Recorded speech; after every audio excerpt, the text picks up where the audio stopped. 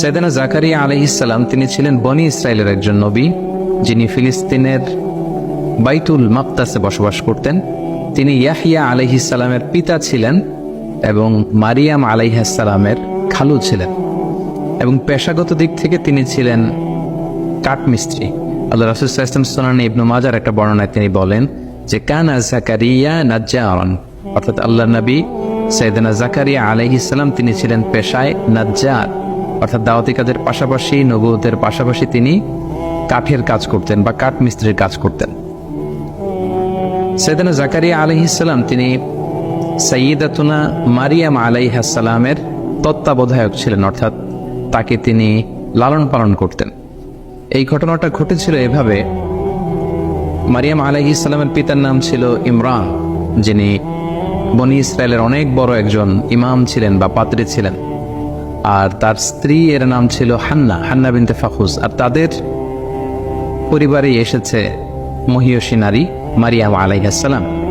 Hannah বিনতে ফাখুস যখন গর্ভবতী তখন তিনি মানত করেছিলেন যে হে আল্লাহ, আমার গর্ভে যে সন্তান জন্মাবে আমি তাকে বাইতুল মাকদাসের জন্য ডেডিকেট করব। কিন্তু তিনি যখন বেবি ডেলিভারি করলেন তখন তিনি দেখতে পেলেন যে তিনি কন্যা সন্তান জন্ম দিয়েছেন। এই ঘটনাটি আল্লাহ তাআলা সূরা আলে ইমরানে খুব চমৎকারভাবে বলেছেন যে ইদ ক্বালাত ইমরাতু ইমরান রাব্বি ইন্নী নাযারতু লাকা মা ফি বাতনি মুহাররারান ফাতাকাব্বাল মিন্নি, অর্থাৎ হান্না বলেছিল হে আল্লাহ, আমার পেটে তুমি যে সন্তান দিয়েছো এটাকে আমি বাইতুল মুকদ্দাসের জন্য মুক্ত করে দিয়ে দিলাম, সে বাইতুল মুকদ্দাসের খাদেম হবে। ইন্নাকা আনতাস সামিউল আলিম, আল্লাহ তুমি সব শোনো, তুমি সব জানো। ফালাম্মা ওয়াদাআতহা, যখন তিনি ডেলিভারি করলেন বেবিটা, ক্বালাত রাব্বি ইন্নী ওয়াদাআতুহা উনসা, তিনি বললেন হে আল্লাহ, আমি তো কন্যা সন্তান প্রসব করেছি, কন্যা সন্তান দিয়ে আমি কিভাবে তাকে বাইতুল মুকদ্দাসের খাদেম বানাবো? আল্লাহ তাআলা তখন বললেন যে ওয়াল্লাহু আ'লামু বিমা ওয়াদাআত, যে সে কি ডেলিভারি করেছে এটা আল্লাহ তাআলা খুব ভালো করেই জানে। ওয়ালাইসা যাকারু কাল উনসা, অর্থাৎ হে হান্না তুমি বিচলিত হয়েও না, তুমি এমন মেয়ে জন্ম দিয়েছো অনেক ছেলেরাও তার মতো হতে পারবে না। ওয়া ইন্নী সাম্মাইতুহা মারিয়াম, আর হান্না বলল আমি এই কন্যা সন্তানের নাম রেখে দিলাম মারিয়াম। ওয়া ইন্নী উঈযুহা বিকা ওয়া যুররিয়াতাহা মিনাশ শাইতানির রাজিম, আমি তাকে এবং তার যে অনাগত ভবিষ্যৎ প্রজন্ম আসবে তাদেরকে আমি শয়তানের দুষ্ট খোঁচা থেকে আল্লাহর কাছে পানাহে রাখলাম। ফাতাকাব্বালাহা রাব্বুহা বিকবুলিন হাসান, আল্লাহ তাআলা মারিয়ামকে কবুল করে নিলেন। ও আম্বাতাহা নাবাতান হাসানা, আর মারিয়ামের মা মারিয়ামকে লালন পালন করতে লাগলো। ওয়া কাফফালাহা জাকারিয়া, আর মারিয়ামকে দেখভালের দায়িত্ব নিল জাকারিয়া। তাহলে সূরা আলে ইমরানের এই যে কয়েকটি আয়াত আমরা তেলাওয়াত করলাম, তার একেবারে শেষের দিকে আমরা যে তথ্যটি পেলাম সেটা হচ্ছে মারিয়াম আলাইহিস সালামকে দেখভালের বা তত্ত্বাবধানের কিংবা লালন পালনের প্রকৃত দায়িত্বটি পালন করেছেন বেসিকলি তার খালু জাকারিয়া আলাইহিস সালাম। কিভাবে তিনি দায়িত্বটি পেলেন? আমরা জানি যে মারিয়াম আলাইহিস সালামের পিতার নাম ছিল ইমরান, এবং তাদের ফ্যামিলির নামে আল্লাহ তাআলা কোরআনে একটা সূরা ডেডিকেট করেছেন, সূরা আলে ইমরান নামে। সো মারিয়াম যখন জন্মগ্রহণ করলো এবং তাকে যখন বাইতুল মুকদ্দাসের জন্য ডেডিকেট করা হলো, তখন কে তার দেখভাল করবে, কে তার দায়িত্ব নিবে, এ নিয়ে লোকদের মাঝে ঝগড়া হতে শুরু করলো। সবাই বললো যে আমি দায়িত্ব পালন করব, কারণ মারিয়াম আমাদের ইমামের মেয়ে, আমাদের সবচেয়ে বড় সম্মানিত পাত্রী ইমরানের কন্যা, সো তাকে আমরা তার দায়িত্ব নিতে চাই। তো সবাই যখন দায়িত্ব নিতে চাইলো তখন তাদের মধ্যে কোরা করা হলো, অর্থাৎ লটারি করা হলো, এবং লটারিতে সাইয়েদনা আল্লাহ নবী জাকারিয়া আলাইহিস সালামের নাম এসেছিল। এই কথাটি আল্লাহ তাআলা সূরা আলে ইমরানে খুব স্পষ্টভাবে বলেছেন যে ইদ ইউলকুনা আকলামাহুম আইয়ুহুম ইয়াকফিলু মারইয়াম, তারা তাদের কলম ছুঁড়ে মেরেছিল যে কে মারিয়ামের দেখাশোনা করবে। ওমা কুনতা লাদাইহিম ইদ ইয়াখতাসিমুন, হে নবী আপনি তাদের সামনে উপস্থিত ছিলেন না যখন তারা এটা নিয়ে ডিসপিউট করছিল, ঝগড়া করছিল।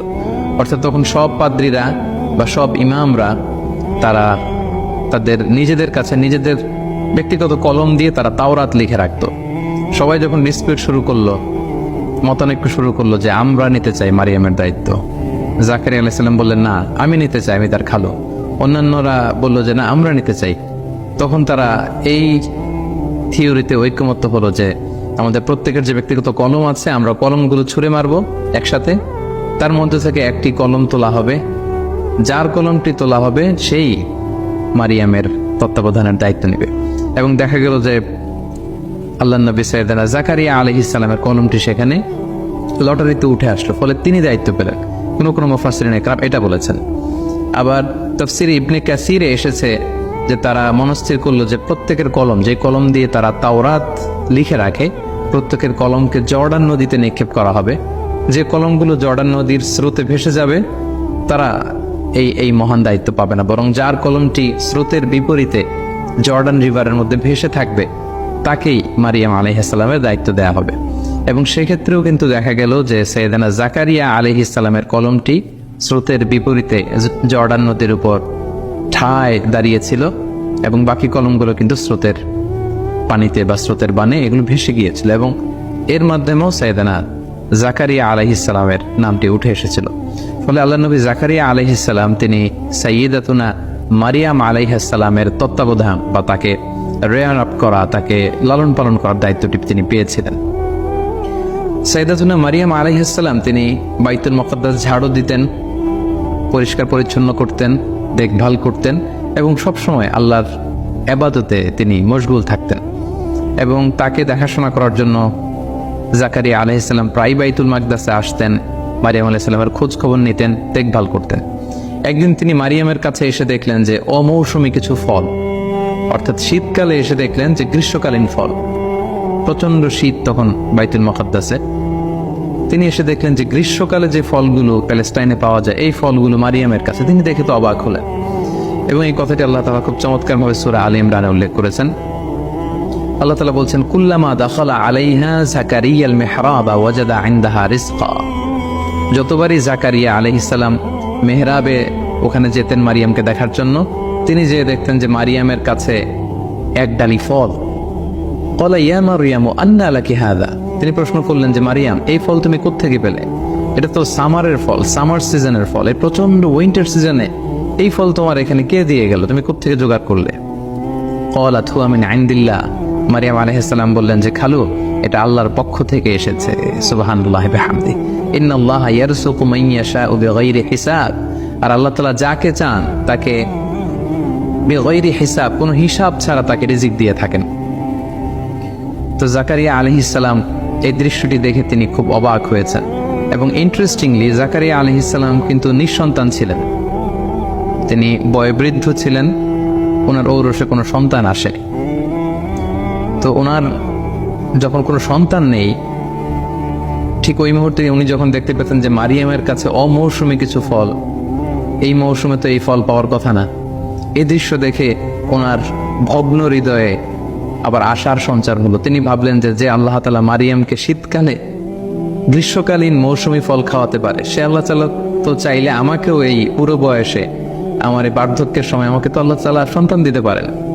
বেসিকলি মারিয়াম আলাইহিস সালামের সেই ফলের ডালি দেখে তিনি তার মনের কোনায় আশার সঞ্চার হলো, তিনি ইন্সপায়ার্ড হলেন, মোটিভেটেড হলেন। তিনি আল্লাহ তাআলার প্রতি আরো ভরসা বাড়ালেন। তিনি মনে মনে ভাবলেন যে আমার আল্লাহ তাআলার কাছে আমি চাইবো, এবং চাইলে তিনি আমাকে সন্তান দিতে পারেন। মারিয়াম আলাইহিস সালামের এই দৃশ্য দেখে ইন্সপায়ার্ড হয়ে আল্লাহ তাআলার কাছে দোয়া করলেন। তিনি বললেন, রব্বি হাবলি মিন লাদুনকা যুররিয়াতান তাইয়্যিবা, অর্থাৎ হে আল্লাহ, আপনি আপনার পক্ষ থেকে আমার জন্য পবিত্র সন্তান দান করুন। খুব কায়মনোবাক্যে, একনিষ্ঠভাবে, সিনসিয়ারলি তিনি দোয়াটা করলেন। সূরা আম্বিয়াতে এসেছে তিনি দোয়া করেছেন, রব্বি লা তাযারনি ফারদা ওয়া আনতা খায়রুল ওয়ারিসিন, অর্থাৎ হে আমার রব, আপনি আমাকে নিঃসন্তান বানিয়ে রাখবেন না, আপনি আমাকে একা বানিয়ে রাখবেন না, আপনি আমাকে উত্তম উত্তরাধিকারী দান করুন। এবং সূরা মারিয়ামে এসেছে যে ইজনাদা রাব্বাহু নিদাআন খাফিয়া, তিনি চুপি সারে চুপি চুপি আল্লাহর কাছে কেঁদে কেঁদে দোয়া করলেন। দোয়ার ভাষাটা কেমন ছিল আমরা যদি একটু দেখি, যে কি প্রাঞ্জল, কি লালিত্যপূর্ণ শব্দ দিয়ে তিনি দোয়া করেছেন। তিনি বলেছেন, ক্বালা রাব্বি ইন্নী ওয়াহানাল আযমু মিন্নি, অর্থাৎ হে আল্লাহ, আমার দেহের হাড়গুলো, অস্থিগুলো দুর্বল হয়ে গিয়েছে। ওয়াহানাল আযমু মিন্নি, আমার হাড় দুর্বল হয়ে গিয়েছে। ওয়াশতা আলা রাসু শাইবা, আমার চুলের শুভ্রতা প্রকাশ পেয়েছে, মানে সাদা চুল হয়ে গিয়েছে সাদা, আমার দেহে শক্তি নেই, বার্ধক্যের ভারে আমি নুজ্জ প্রায়। ওয়ালাম আকুম বিদুআইকা রাব্বি শাকিয়া, কিন্তু হে আমার রব, তোমার কাছে চেয়ে আমি তো কখনো হতভাগা হইনি, আমি যখনই চেয়েছি তুমি দিয়েছো অঢেল। ওয়া ইন্নী খিফতুল মাওয়ালিয়া মিন ওয়ারাই, আমার পরে আমার যে আত্মীয় স্বজন আছে তারা আমার এই দাওয়াতি কাজের এই পরম্পরা তারা বজায় রাখতে পারবেন, আমি ভয় পাচ্ছি, আশঙ্কা করছি তাদের ব্যাপারে, আমার ভাতিজা, আমার ভাগিনা, আমার অন্যান্য আত্মীয়দের ব্যাপারে। ওয়াকানাত ইমরাআতি আফিরা, আর আমার স্ত্রী হচ্ছে বন্ধা, সন্তান জন্মদানে সে অক্ষম। ফাহাবলি মিন লাদুনকা ওয়ালিয়্যা, হে আল্লাহ আপনি আপনার বিশেষ করম এবং ফজল আপনার পক্ষ থেকে আমার জন্য একজন ওয়ালি, গার্ডিয়ান বা সন্তান নির্ধারণ করুন। এবং সুবহানাল্লাহি বিহামদি, আল্লাহ তাআলা সাইয়েদানা জাকারিয়া আলাইহিস সালামের এই কায়মন বাক্যে করা দোয়াকে তিনি কবুল করে ফেললেন। উনি অত্যন্ত বার্ধক্যের ভারে নুজ্জ ছিলেন, বয়স্ক ছিলেন, ওনার স্ত্রী ছিল বন্ধা, কিন্তু আল্লাহ তাআলা বললেন ফাস্তাজাবনা লাহ, আমি তার দোয়া কবুল করলাম, তার ডাকে সাড়া দিলাম। ওয়া ওয়াহাবনা লাহু ইয়াহইয়া, আর তাকে আমি একটা সন্তান দিলাম যার নাম হচ্ছে ইয়াহইয়া। ওয়া আসলাহনা লাহু যাওজা, আর তার স্ত্রীকে আমি সন্তান দানে সক্ষম বানালাম। সুবহানাল্লাহি বিহামদি।